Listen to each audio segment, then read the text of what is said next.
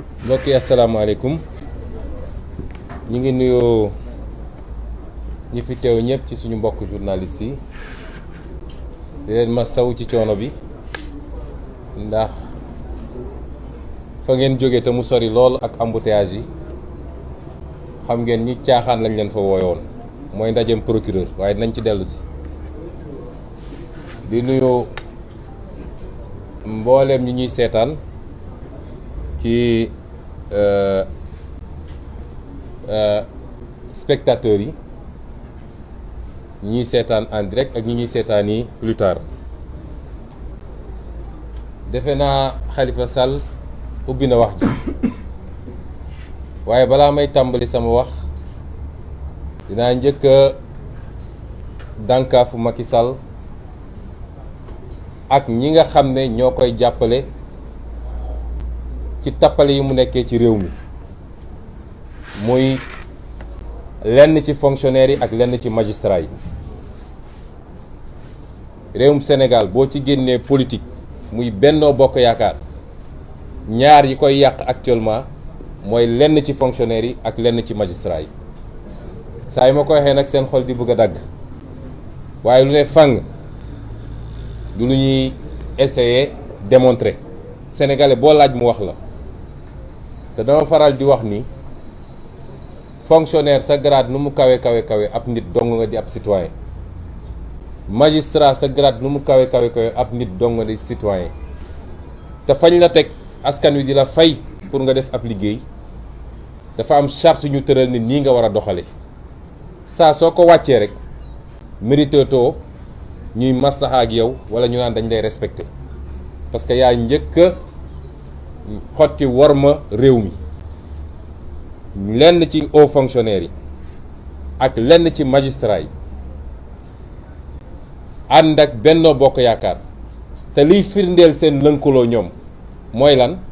tey Yewwi Askan Wi kan la amal problème administration la amal problème ak justice direction générale des élections ministère de l'intérieur ak conseil constitutionnel la ñu amal problème waaye ñan ñoo leen di tontul Benno Bokk Yaakaar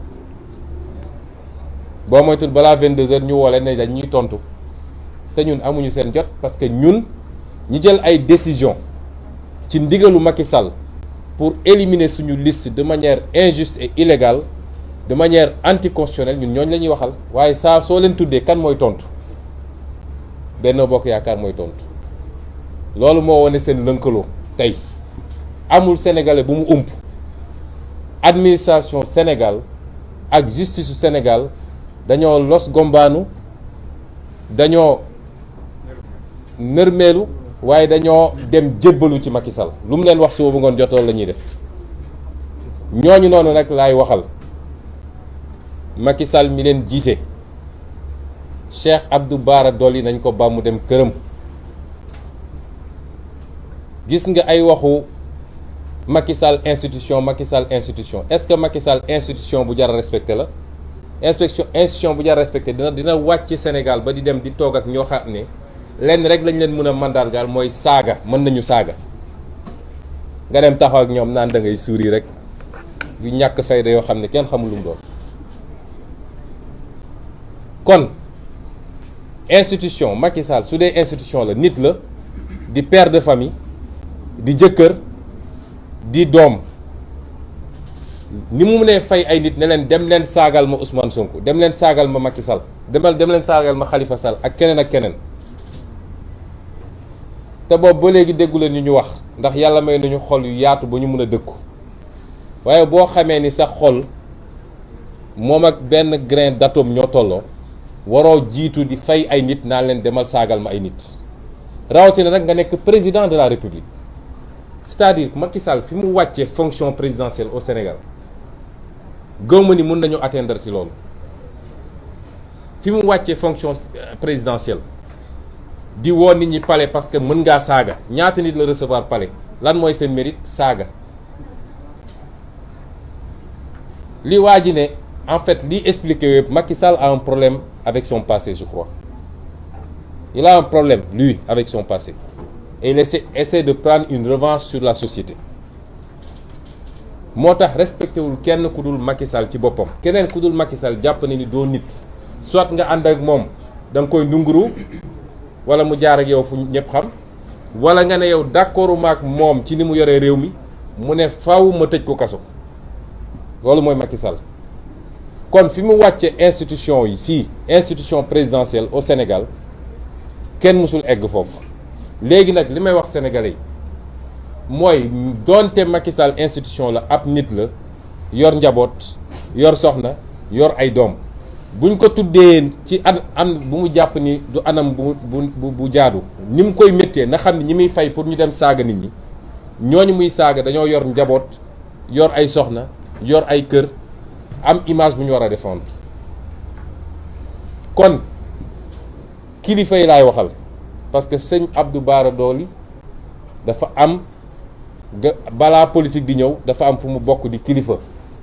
li ñu bëgg a gëmloo kilifa yi mooy sëñ Abdou Bara Dolly dafa wax loo xam ne lu rëy rëy la moo tax ñu jàpp ko loolu amul politique moo tax ñu jàpp ko élection bii ñu dëgmal te mu bokk mu nekk tête de liste Touba ñu xam ni buñ demee duñu mun a gagné moo tax ñu jàpp ni suñ ko jàppee ba élection yi passé dañu wàññi suñu doole anam gi ñu ko jàppee it jaarul yoon parce que loi dafa ne constitution moo ko njëkk a wax règlement intérieur de l'Assemblée nationale doo ko reprendre député munoo ko jàpp lu dul jàpp nga ko en flagrant délit mooy ba muy def nga ko fekk muy def lu dul yoon nga jàpp ko wala mu def ba pare di daw clameur publique poursuivre ko nga jàpp ko ci anam googu mun nañu d'accord ñoom ñu ne dañ ko jàpp ci flagrant délit te gannaaw def naa ëllëg sa wala gannaaw ëllëg sa lañ ko dem jàppi donc loolu dootul lu tooy nga ne jàpp nga ko flagrant délit mais flagrant délit da nga ko war a juger ci nu mu gën a gaawee mooy flagrant da nga ko war a présenter devant le juge ñu juger ko te li ci ëpp sursis lañ lay def nga bàyyi mais jàpp nañ ko ci flagrant délit dem ba ci biir procureur bii doon wax sànq nga xam ne moo yées Serigne Bassirou Gueye c'est procureur bi moom dem ba ci biir daal di bind juge d'instruction ne bëggatuma nga yóbbu ko flagrant délit dama bëgg nga ubbi instruction pour rek ñu mun koo téye juróomi weer juróom-benni weer juróom-ñaari weer loolu du yoon. wax naa keroog Moustapha Niass bu doon président assemblée nationale bu baax la mooy dem génn ji Serigne Bara Serigne Abdou parce que téye buñ ko téye jaarul yoon. ci jamono jooju nit taxaw na fii ne nañu rey Ousmane Sonko tey mu xëyaat ne li ma wax feddali naa ko ana procureur bi doon wax sànq naan waa li xew ci dëkk bi ana mu moom su yi taxawee dossier 94 milliards OFNAC def na rapport am ne ko ñii dañoo sàcc xaalisu réew mi Ousmane Sonko wax na dëgg nañ leen poursuivre ana procureur ci jamono jooju kër yi ñu fekk ay milliards ñu tëj ci ay néeg ana procureur ci jamono jooju gis ngeen injustice bi nekk ci dëkk bi fi mu ñu jëme te musul egg ndimbo bi nag musul am ñu jàpp ñii du xus xaalis ku ñu jàpp daal ku ñu jàppoon mu tëral di ko rendi te ànd ak Macky Sall bu yóbboo nga xam ne yow tu n'as rien à craindre li ñuy wax nii nag su may wax ay menaces de mort ma leeral ko xam nga ay dessin animé yu naan dañuy def menace de mort ñun loolu nit ñoo xam ne matuñu sax nit naan dañuy def menace de mort waxuñu ko parce que daf ñoo yëngal mais dañuy interpeller kii nga xam ne moo toogoon sànq di wax ay waxu daanu ci saret lii lu leer naññ la lu ñëpp teg seen bët te yëkkatiwul benn baaraam loolu moo xew Sénégal. ñaareel bi ma bëgg a wax mooy ñoom li ñu xaw a réussir nag tuuti mooy fexe nañu ba nit ñi waxatuñu nii Benno Bokk Yaakaar warul bokk ci élection yi waaye ñëpp ñi ngi naan Yewwi dafa war a bokk. ma delloo ci xel yi ci lenn conseil constitutionnel forfaiture bi ñu def li ci gën a garaaw du sax ñu ne liste titulaire Yewwi Askan Wi warul dem waaye le fait que ñu fexe ba dugalaat Benno Bokk Yaakaar te boobu jamono Benno Bokk Yaakaar ay parrainage am ëpp na muy benn parité am respecté wu ko loolu gën a garaaw ci li conseil constitutionnel def ces 7 charges-là c'est des criminels li ñu def c'est un crime loolu moo gën a garaaw que sax le fait que ñu ne ñun suñu liste titulaire nationale du dem kon dama bëgg ñu delloo ci xel yi ci loolu balaa ñu naan suñu liste nationale dafa war a bokk coow li yëpp mooy Benno Bokk Yaakaar waruloon bokk ci élection bi parce que keneen ku mu doon listam doo bokk ci élection bi. ñaata nit la ñu téye parce que nee nañu seen parrainage matul yoon dafa ne parrainage bi bu manqué benn munoo dem, bu ëppee benn munoo dem. Benno Bokk Yaakaar ëppale benn depuis quand conseil constitutionnel nga xam ne c'est le juge de la conformité à la constitution naan la l'arrêté d'un ministre, depuis quand le conseil constitutionnel est le juge de la conformité à un arrêté ministériel? C'est une honte. C'est une honte ce que la magistrature est en train de faire dans ce pays. Et j'interpelle l'union des magistrats. Bu dee dese na leen lenn su dee dese na leen lenn ci dignité ak ci probité nañu jóg wax ci ñoom li ñuy def ñoom magistrats yi ci réew mi. Bu dee nag dañ ñoo bëgg a gëmloo ni justice amatul desetul dara lépp a ngi ci loxo Macky Sall ñu xam ni on a un pouvoir exécutif amuñu judiciaire amuñu législatif pouvoir exécutif la ñu am boo xam ne ay juges yu koy jaamu la ay fonctionnaires yu koy jaamu la looloo fi des ci réew mi. Et donc ñetteel bi ma bëgg a wax mooy arrêté préfet bi li préfet def dafa symboliser li ñu def suñu administration léegi li des ci administration le gouverneur laa bëgg a wax sax gouverneur d'abord parce que le gouverneur de Dakar ku ma xam bu baax la maag moom ñoo bokk promotion ENAM chaque 5 heures ñoo doon footballeur terrain ENAM xam naa ni ku baax la waaye Alhassane gis nga àdduna yenn saa yi nga jël sa responsabilité ñu affecté la feneen sax moo gën nga nangu ñu associer sa tur ci njombe yu mel nii. moom gouverneur Alassane Sall sama frère la, je le connais xam naa nit ku baax la l'esprit noonu lañ ko doon wooye bi ñuy football l'esprit waruñu laa wàccee ba ci lii rafetul carrière jarul yenn yi nit sa dignité ak sa diggante ak sa borom amul lu ko war a jar lu dul ay carrière. Macky Sall wax na, Antoine Diome wax na et cetera parce que moom ci boppam ñu signé la loolu xam na ni article bi ñu wax yéen journalistes yi la jublu te pourtant yéen journalistes yéen a ngi ni di couvrir suñu conférence de presse bu meeting amee di ngeen ñëw. Article bi amul benn rapport avec la liberté de manifester ou de se regrouper amul. dafa ne période préélectorale bi yéen waru leen couvrir propagande électorale ñoom suñu cohérent ak ñoom te yéen ñëpp dañ leen war a ñëw roñ kon moom Alhassane xam na ni liñ ko signaloo te wóor na ma sax dañoo bind rek ne ko signal mu signé xam na ni lii dëppoowul ak yoon waaye c'est à ça que notre administration est réduite et c'est triste. réew mi bu ñu koy defaraat justice ak administration la ñuy njëkk a jublu ay réformes parce que justice bu nërmaloo ci réew rek dara desu fa lépp mun na nërmalu ci réew ba mu des justice te soo waxee nag ñu làqat waaye l'institution judiciaire nangam les plus grands ennemis de l'institution judiciaire sont dans la magistrature loolu mooy dëgg. kon arrêté gouverneur bi c'est un arrêté illégal mënul servir de base à une interdiction. Préfet bi li mu def tey mënul légal parce que préfet bi ñaar la wax bu njëkk bi mooy menace de trouble à l'ordre public te saa waxuñu nag menace de trouble à l'ordre public bi lan la de xam naa MFDC mooy ñëw ak toutes ses bases à la place de l'obélisque peut-être que sax Macky moo leen di jox kaar ñu ñëw lan mooy menace à l'ordre public. ñun di semaine ba la def nañ fi manifestation dara yënguwul manifestation bu mucc ayib ñu pare ramasse mbuus yeeg yëpp defaraat place ba mu rafet nit ñi ñibbi moo tax d'ailleurs li ma wax léegi gis ngeen procureur il faut Yewwi Askan Wi déposer une plainte contre le procureur parce que ñu def manifestation ay une semaine coow amul dara amul nga toog ba tey nañu suñu manifestation boobu insurrection la woon est-ce que procureur bopp bi yuur bi normal na ñu def seen manifestation une semaine plus tard dara yëngatuwul pétard sax dégguñu ko nga jékki-jékki inventé say ay histoire ne manifestation bi insurrection la woon ana les signes de l'insurrection kan la ñu xeexal fan la ñu dem est-ce que dañoo déloger palais est-ce que ana signe insurrection loolu mu ñu jiiñ nag on va demander à nos avocats de préparer, on va déposer une plainte contre vous parce que toog yor fonction rek foog ni lu ne mun nga ko teg ci deru nit ñi dafa yomb. Procureur waxul dëgg xam na ni insurrection amul te nous l'interpellons personnellement parce que dafa am loo xam ne nit su koy def mun nañ ne c'est des actes et des propos détachables de sa fonction procureur du lii li mu wax tey politique la.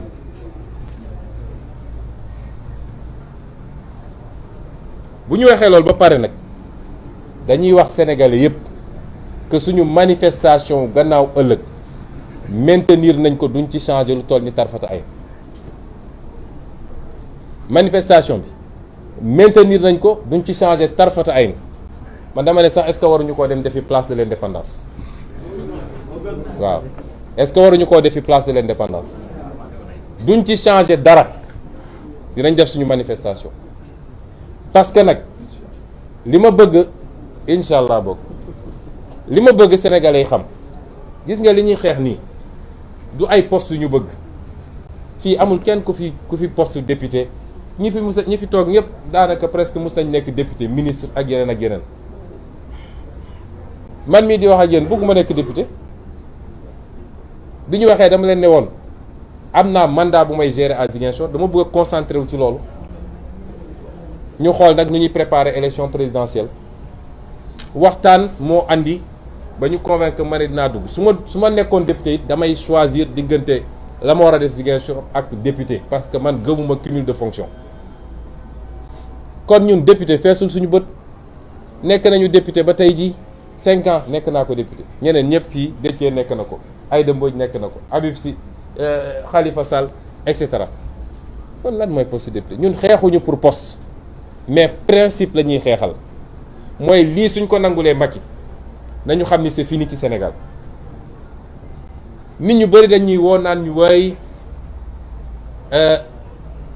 moom bu leen ko topp ci loolu xam ngeen décaler leen mbir mi et cetera looloo tax 10 ans yi passé Macky Sall di def lu ko neex est-ce que mun nañu continuer accepter que Macky mooy tànn kan mooy dem élection législative yi ñuy dem benn ténor opposition du ci bokk est-ce que loolu xel mun na kon yéenay gis France élection législative Jean-Luc Mélenchon ma nga fa Marine Le Pen ma nga xalaatuñu élection législative France ñu ne éliminer ñu diw parce que nee nañu listam xaw ma xalaatuñu ko noo mu nee ne damay dem élection législative nga ne Ousmane Sonko du bokk Khalifa Sall du bokk Karim Wade du bokk Déthié Fall du bokk Aïda Mbodj du bokk Habib Sy du bokk et cetera loolu ban façon élection législative la est-ce que loolu sénégalais yi war nañ ko mën a nangu kenn ku nekk fi nga toog sa biir salon nañu posé wu question yooyu principe yooyu la ñuy xeexee muy ñaar mooy li mu def pour annuler suñu candidature te tegu ko ci yoon ñaareel bi mooy mu tegaat ci nag ne les libertés dama koy confisquer ma fàttali ni Macky 2011 dafa ne l'affrontement est inévitable ça va se jouer dans la rue j'invite le peuple sénégalais à sortir il y avait pas d'autorisation chaque jour ñi ngi woon place Obélisque il y a pas d'autorisation li may wax Macky Sall mooy ça se jouera dans la rue et moi j'appelle tous les Sénégalais à sortir dans la rue c'est tout kon mu des nag buñ ko bàyyee ba mu tere ñu ñun manifester te nu mu munti demee dina am manifestation lay bañ dina am manifestation nag bëri na forme dëkk bi yépp dina am manifestation bu soobee yàlla li ca des nag mooy complot yi nga xam ne Macky Sall mi ngi ak moom complot yi mu nekkee xam nga li mu defee woon France ñun xam nañ ko ku mu dajeel France ci lu ñu fësal ak lu ñu fësalul xam nañ ko ci ñu bokk ci réew mi ak ñi ko ngemb ci France lépp xam nañ ko la mu fa uti woon xam nañ ko ay pexeem lu mu def su ba ngoon jot du ma ne lépp xam nañ ko de waaye li ci bëri xam nañ ko parce que ni mu yóbbee say services de renseignement généraux yooyu noonu la ñu amee ñu nit suñuy nit fu mu toog ba foog ni wéet na fa sax ndax xam ni li muy def ñu ngi koy xam kon gënuñ ñoo muus. ma bëgg wax sénégalais yi ni procureur li mu def sànq commande politique la, ça n'a rien à voir avec la justice. Procureur ci boppam xam na ne li muy wax du dëgg xam na ko kon li mu def léegi politique la du justice. tayit leader yi fi nekk yépp ay cible Macky Sall lañu waaye xam nañ ni tey leen tax a jóg mooy jëmmu Ousmane Sonko moo tax dem nañu fabriquer seen rebelle feex nañ ba mu tudd Ousmane su tudd doon Ousmane it Sonko lay sant waaw su tudd doon Ousmane su tuddoon Bakary Sonko lay sant. dem nañu fabriquer seeni rebelle nee nañu waa ji moom xam nga fu mu jógee moom dong nag mu waroon ñëw taal Sénégal moom dong xam nga fu ñu ko jëlee ak ay xam naa ni war naa yàlla war na koo may ay dons yu extraordinaire moom dong mu waroon ñëw taal ci Sénégal ma wax leen ni procureur waxul dëgg day politique ci politique la nekk waaye procureur dafa waroon am fitu ne Macky Sall daf maa yebal pour ma jiiñ Ousmane Sonko rebelle dem jàppi ko wax ji yëpp loolu la ay personne n'est intouchable dans ce pays li mu ci jublu xam nañ ko waaye ñoo ngi leen di xaar jóge nañ ci complot siif jóge nañ ci complot salafiste jóge nañ ci complot Tullow Oil léegi bii moo leen dese waaye fii lañ leen di xaar fii lañ ñuy fekk seen complot bi mu voté loi am gannaaw duma yi ñu ko duma mars daaw la voté loi ci terrorisme yéen a ngi koy fàttaliku rébellion la ñu bëgg a wax appel à insurrection ñaar yooyu la ñu bëgg a wax appeler à manifester qui est un droit constitutionnel et désormais un appel à insurrection dans le jargon le lexique juridique de Macky Sall, de son procureur et de ses juges foofu lañ toll ci Sénégal seen mbébét yëpp nag mooy lu ñu def ba teg loxo ci leader yi seeni complot dem na ba ne soyez pas étonnés ñu fomenter fi ay attentats Macky Sall sañ na ko di ngeen jékki-jékki ñu dégg attentat parce que soo wax ñu ne la contexte sécuritaire le Sénégal n'est pas en danger sécuritaire daaw bi ñu ko waxee 4 avril police ak militaires yi ak gendarme yi 4 avril ñoo def seen émission ne li ñuy wax amul y a pas de djihadisme ni de terrorisme au Sénégal démenti boobu mi ngi fi dugg leen ci internet bi parce que nag nous avons une armée très républicaine boo xam ne kenn mënu koo dugal ci caaxaan pexem yi muy def ni yëpp ci police la ak ci ñi jiite ñenn ñi jiite gendarmerie waaye police bi du leen topp de la ci ëpp ci agent yi duñu leen topp te chaque fois ma wax leen ko nag Macky Sall bu mu leen tayle saa yu defee li muy def ba pare day jël avion dem bu mu leen tayle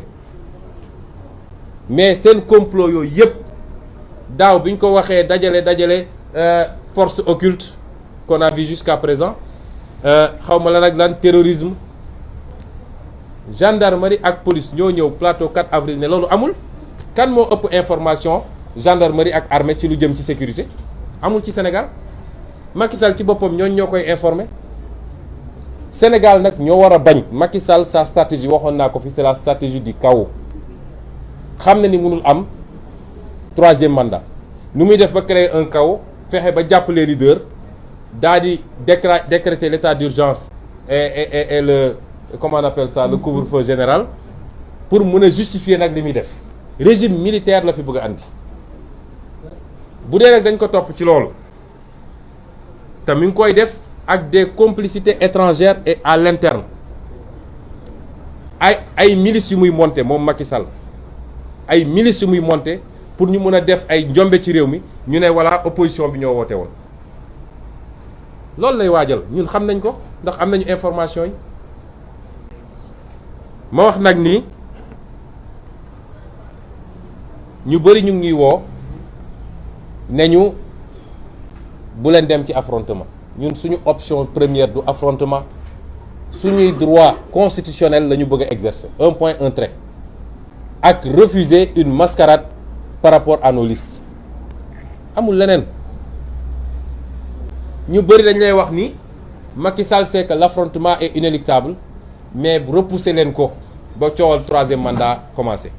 mais li ma bëgg a wax sénégalais mooy li mu bëgg a def ni suñ ko bàyyilee mu yombee noonu ci moom dara dootu ko jomb ci li ci des parce que du koo xam ne mun na dégg wala mun na raisonner wu moom xamul loolu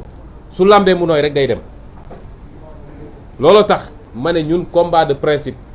moo tax ñuy xeex manifestation ëllëg bi gannaaw ëllëg bi